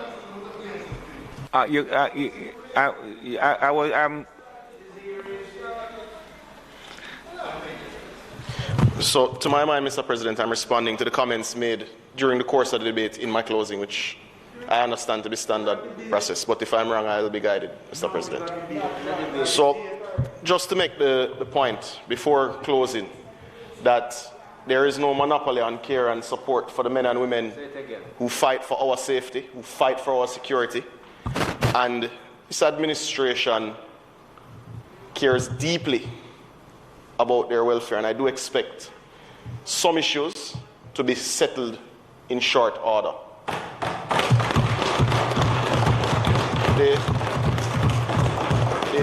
The other point, and just for persons listening both in the chamber and outside of the chamber to understand, is that this matter is a legacy issue. The matter raised rather by Senator Brown is a legacy issue that also could have been resolved in the 4 years that the former administration was there as well.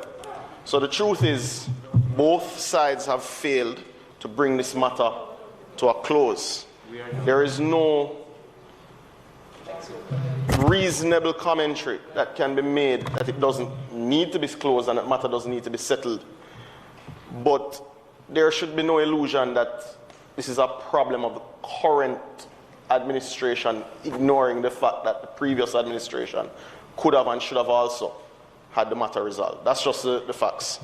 But Mr. President, the matter before us is specifically related to indemnifying the government and its officers, related to those 23 officers who would have gone on retirement and proceeded in their well-deserved retirement.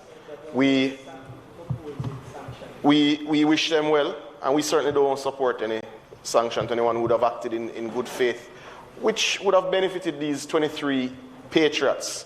So I ask, Mr. President, that the bill which indemnifies the government and its officers in this matter be read a second time. Thank you, Mr. President. Thank you. The question is that the bill be read for a second time. Those in favor? Aye. Against? A bill entitled An Act to Validate and Confirm as Lawful all acts and omissions relating to the approval granted by the Governor General for the early retirement of officers from the Jamaica Constabulary Force during the period commencing on the 13th day of February 2019 and ending on the 13th day of August 2019 to indemnify the government and all persons acting on behalf of the government from liability in relation thereto and for connected matters, read a second time. The Senate will now resolve itself into a committee of the whole Senate to consider the bill clause by clause. Thank you, members. I put clause 1. Those in favor? Against? I put clause 2. Those in favor? Against?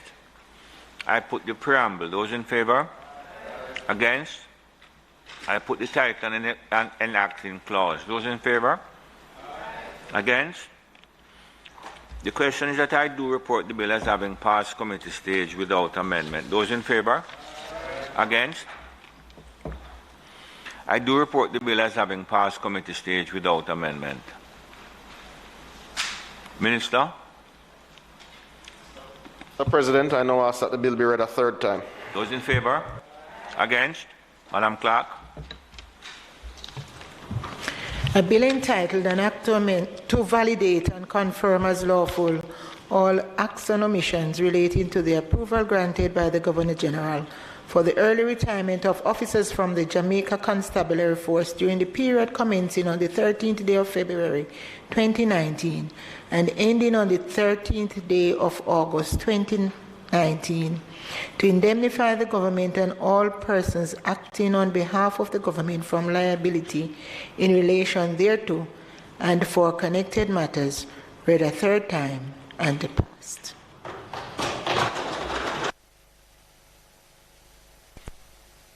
Thank you very much, Madam Clerk. Minister? Mr. President, might I ask for recommittal of the items, announcement and notices of motion given orally, please, with your leave? Members would have heard the question. Those in favor? Against? Announcement. Also laid on the table of the Senate today is a copy of the Terrorism Prevention Act, the Terrorism Prevention Designated Reporting Entity Trust and Corporate Services Providers Order 2022 and its resolution, which falls under the Terrorism Prevention Act.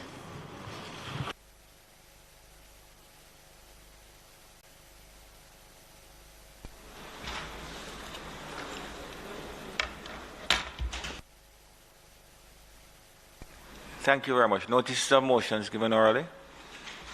Thank you, Mr. President. I beg to give notice that at the next meeting of the Senate, I will move the following motion. The Terrorism Prevention Designated Reporting Entity Trust and Corporate Services Providers Order 2022 Resolution.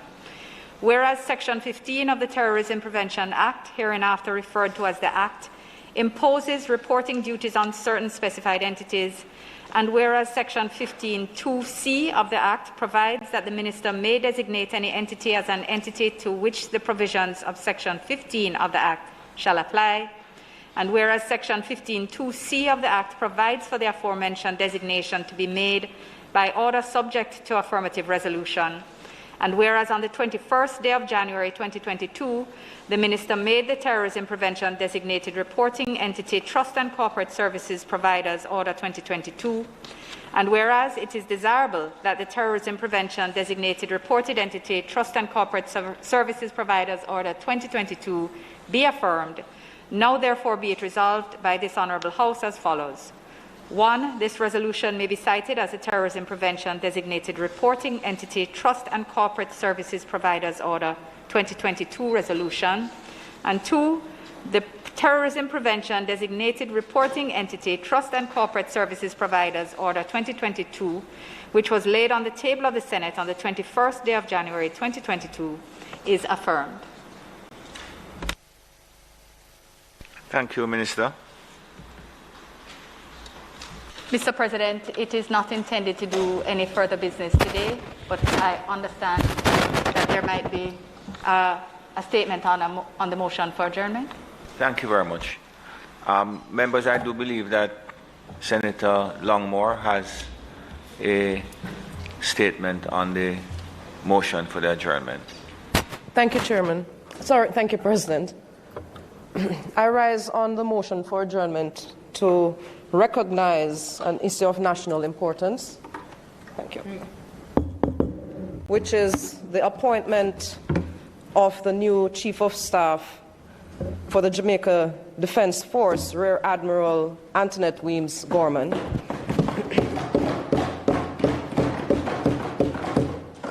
And, Mr. President, let me take this opportunity to wish my colleagues and the staff members Happy New Year. I was absent last week also, sorry. Before I go into the accomplishments and the great achievement that this represents by Rear Admiral Weems Gorman, I would also want to take the opportunity to thank Chief of Defense Staff Lieutenant General Rocky Meade for his very admirable service. And, you know, I think that is quite clear why I am attired as I am attired today. Mr. President, you know, I stand to celebrate a woman occupying a space that has only been occupied by men. And to say that it is a historic moment is clearly an understatement. But, Mr. President, I am going to ask for permission to actually read from the official website of the Jamaica Defense Force, because in no way could I try to replicate in my own words what Rear Admiral Weems Gorman has accomplished to reach where she is at. And whilst we celebrate the fact that a woman holds this very significant post of national service, let it not be mistaken that she is there because she's a woman. Commander Antoinette Weems Gorman is a pioneer servicewoman in the Jamaica Defense Force, being the first female officer to attain a flag rank. She joined the JDF in August 1992 and completed her professional development training overseas at the Britannia Royal Naval College, HMS Dryden, and at the U.S. Naval War College. During her 15 years on board various classes of ships in the Jamaica Defense Coast Guard, she has sailed the Caribbean, deployed to Haiti in support of the JDF troops serving with the CARICOM contingent in Operation Uphold Democracy, to the Bahamas and to the Dominican Republic for exercise trade winds, to Curacao and other islands on multiple military and diplomatic missions.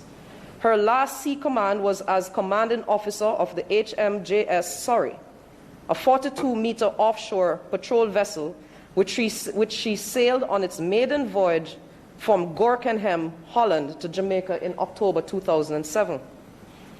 Under her command, the ship completed a rigorous trial program, including the completion of readiness inspections and a variety of sea acceptance trials, including an emergency dry dock to correct shipbuilding deficiencies identified.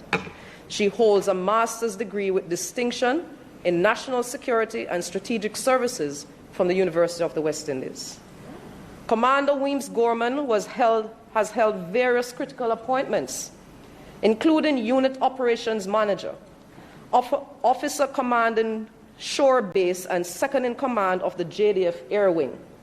She was established and appointed as Commandant of the Caribbean Military Maritime Training Center in 2012.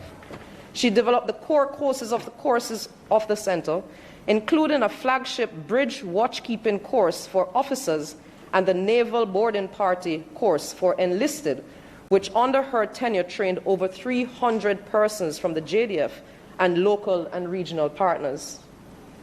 Commander Weems Gorman is credited with the tenure of modernizing the standards of training for the JDF Coast Guard and for implementation of proficiency checks to improve operational effectiveness and accountability. She was subsequently appointed commanding officer of the JDF Coast Guard and attained rank of commander, making her the first female to attain that rank and unit command in the JDF.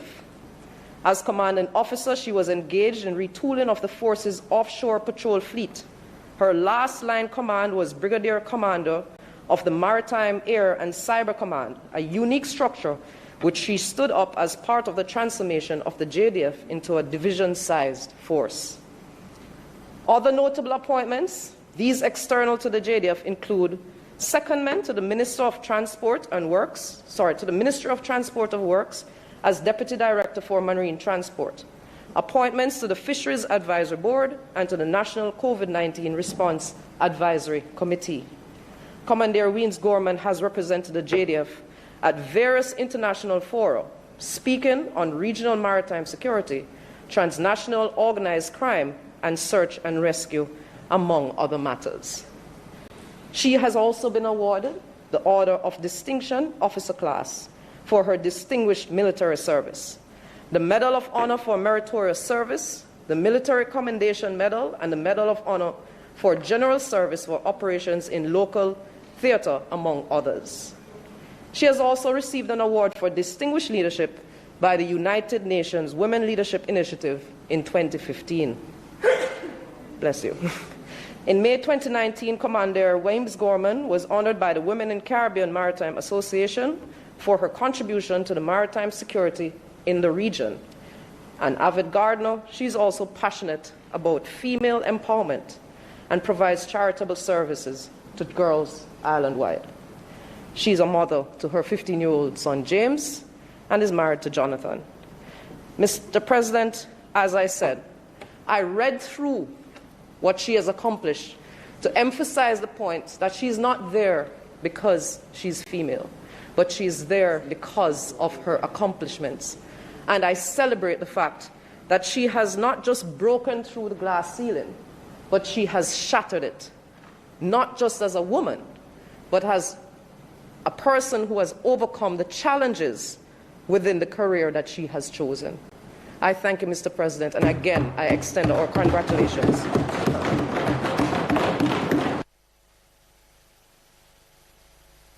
Thank you very much, Senator Longmore. Senator Scott Motley. Thank you, Mr. President. I always celebrate female leadership. I think it makes a significant difference. I've always believed that women bring some emotional intelligence and a different perspective to what they do. To see Commodore Antoinette Weems Gorman achieve this success is something that will mean a lot to women who strive to get the place that they deserve. And I said to get the place that they deserve because there are many women who deserve but never get it because they are women and they are judged differently. It would be challenging to judge. I know the title is Rear Admiral now and a lot of other things, but it would be difficult. It would be difficult to say that she has ascended the rungs of the ladder of success simply because she was there at the right time. You know, sometimes that's also what you say, oh, you're there at the right time. Because her success is so outstanding. She's first in so many areas, and I'm not going to go through it again because Senator Longmore has very adequately and competently covered all of those aspects. Even as I thank the Chief of Defense Staff, Rocky Meade, who is now leaving and has served for 38 years, I welcome Commodore Antoinette Weems Gorman, who has shattered not just a glass ceiling, but she is now in the only remaining male-dominated field at the pinnacle of the country's responsibility. We have had a female prime minister, we have had a female chief justice, we have a female DPP, but we never really saw the army as being led by a woman. And what I like about how she has responded to her elevation, she says mulling strategies to better support the island's national security apparatus to reverse the culture of violence is the issue most likely to keep her awake at night. And I read this because she brings to this position an understanding that there's a culture of violence. And so the strategies have to go to shifting the culture, which is a long and tedious process. I look forward to seeing her, this woman of first, awarded the Order of Distinction, honored by the Women in the Caribbean Maritime Association, and so many other encomiums. I hope that her leadership will bring to the JDF a deeper emphasis on securing the borders. Because plagued as we are by the culture of violence and the fact that everybody, it seems, has a gun, one of the things we have to do is to stop the guns from coming in. And I certainly look forward to the strategies which she will develop, because when you read her history, it is clear she's always developing a strategy. I wish her well. The country, I think, supports her. We all, in every way, even though we can't go and give her that support, I hope she feels a groundswell which her elevation has caused in this country and amongst women, if it pleases you. Thank you, Senator Longmore and Senator Scott Motley. I will be attending the handing over of the command this afternoon at Upper Camp, and I certainly will convey to her the best wishes of all the members of the Senate.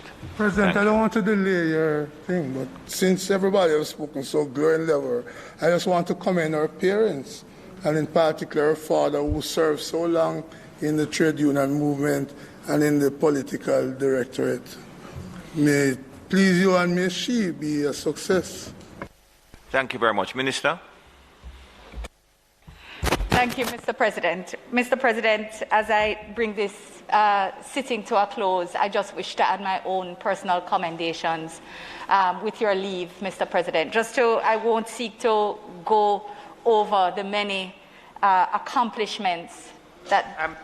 You know, I should have asked if anybody else wished to speak. Senator Brown, I apologize. That's fine, Mr. President. And I just very briefly wish to say that when we say that the glass ceiling has been shattered, it's not just Jamaica's ceiling that has been shattered. She is indeed the first woman to lead a military in the Caribbean and the first in the Commonwealth, the entire Commonwealth, indeed.